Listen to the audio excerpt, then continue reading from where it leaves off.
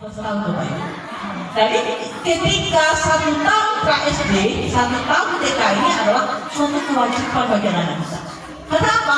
Karena di TK inilah anak-anak kita tanamkan tentang kemampuan koneksinya. Kemampuan koneksi itu kemampuan yang lebih banyak tentang karakternya Bapak Ibu. Bagaimana pengembangan karakter kita kepada anak-anak kita. Ya, nah untuk mewujudkan kemuliaan, perhubungan, Bapak tahu nggak perhubungan kemuliaan? Tahu ya. Kalau dulu kan kalau kita diedit sekali kan bisa apa? Kan biasanya kan ibu orang tua, diedit kalau rambutnya keriting jadi skribun, makanya kan kalau sekali kan ya belang gitu. Tapi kalau itu sudah berulang kali menyebabkan anak kita cium jarinya, itu namanya udah ya kan? Nah itu yang harus kita berikan pemahaman kepada anak-anak kita bahwa itu tidak baik karena itu akan berpengaruh kepada mental dari temannya dan juga kepada bagaimana kita. Pro 17 program prioritas. Jadi dari Bapak Presiden kita, ya kan? Bapak siapa Presiden kita sekarang? Ingat? Ya, Bapak Presiden kita itu punya 17 program prioritas Bapak Ibu.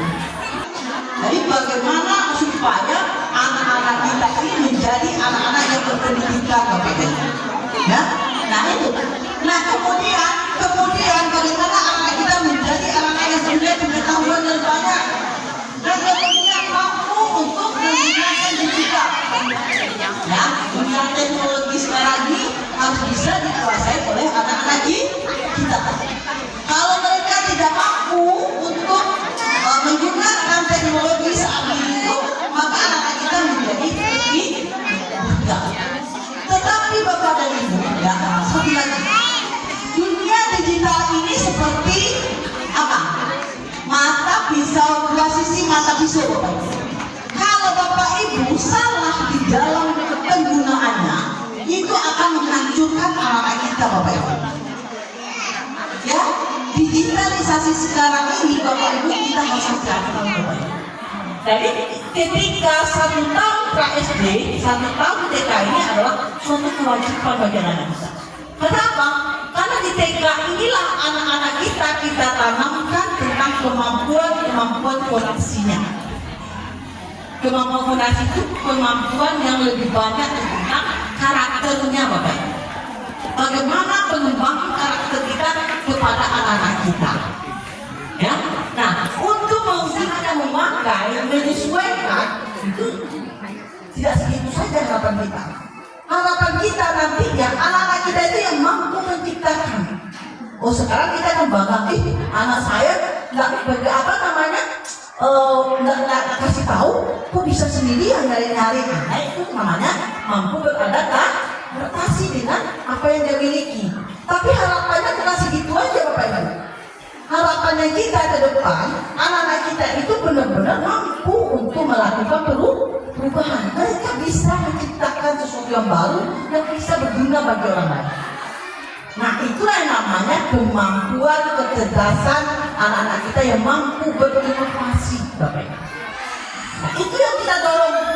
Makanya sekarang di pembelajaran kita di PAUD, Bapak Ibu kalau melihat banyak guru kita yang banyak tidak menggunakan kertas, lebih banyak menggunakan alat main, itu tujuannya itu Bapak Ibu.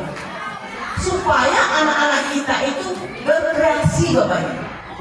Ya, jadi anak-anak itu diminta berkreasi sendiri.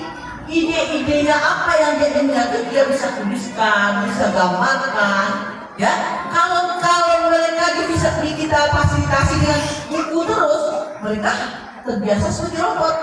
Dari didikan juga kita berikan dan juga di sekolah Bapak. Jadi generasi sekolah ini jangan kita lanjutkan terus, jangan terlalu kita manjakan, jangan terlalu kita turuti semuanya, sehingga nantinya anak-anak kita itu menjadi generasi yang mendengar. Kita bilang ya udah, sekarang kalau makan, anak kalau diambilin nggak mau. Anak yang begitu juga kan? Kenapa? Karena dia terbiasa.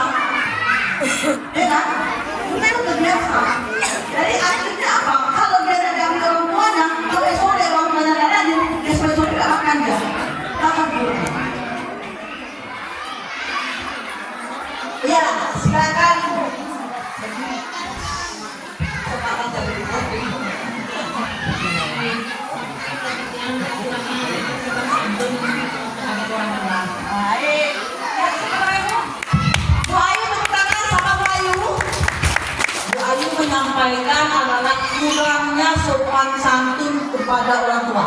Merasakan tak semua? Merasakan, apalagi guru kepada guru, benar kan?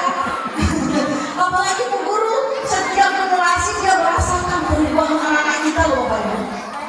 Saat ini Bapak Ibu, sopan santun, etika, dan juga bagaimana ramah tamah anak-anak kita itu kurang Bapak Ibu, kurang sekali. Makanya ibu guru tidak bisa melakukan di rumah, di sekolah aja. Kita di rumah biasakan anak-anak kita sopan santunnya, bagaimana ke orang tua, bagaimana cara dia beradab, berkomunikasi sama orang. Biasa dipanggil ibu taman. Nah, saya namanya taman. Mau menanyakan tentang cara didik kita untuk anak zaman sekarang. Nah, zaman sekarang kan banyak ilmu pedagogik ya. Jadi ada yang bilang jangan mengatakan tidak sama anak. Banyaklah yang saya rasa itu malah bikin anak kita malah semakin jadi generasi sekarang. Salahkah kita kalau misalnya kembali ke zaman dulu, zaman saya, zaman didikannya itu agak kerasa militer gitu lah.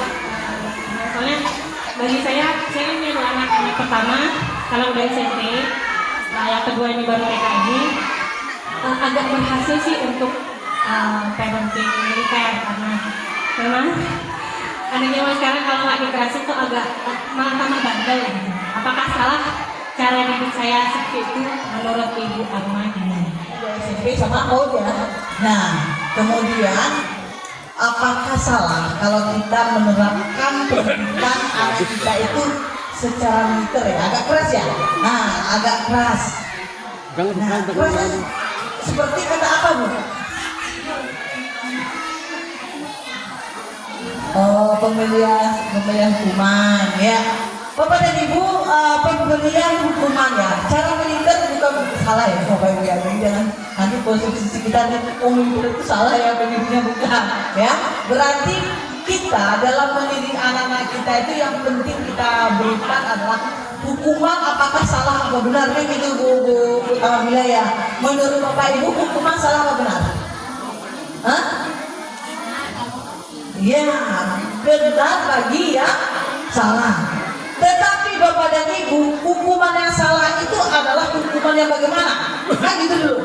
Hukuman yang menyebabkan anak menjadi tersakiti. Ya kan? Tersakiti dari apa?